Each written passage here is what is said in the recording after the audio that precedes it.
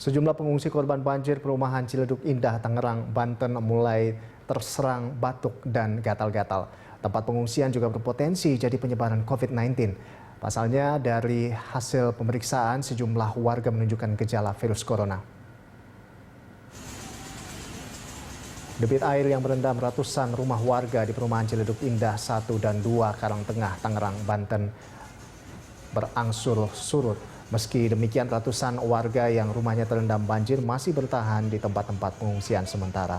Gejala-gejala penyakit seperti batuk, pilek, demam hingga gatal-gatal mulai dirasakan sejumlah pengungsi.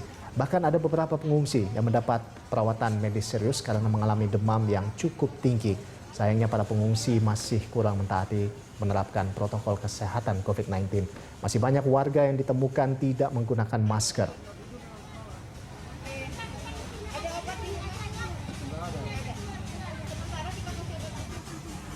Sudah makan? Iya, sudah makan semua ya. Oh, terima kasih ya. Terima kasih ya, Bapak.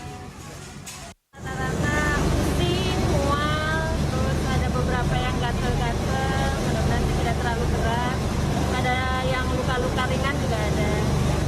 Ada yang mengeluhkan penyakit parah nggak, Bu? Sampai saat ini sih enggak, belum ada.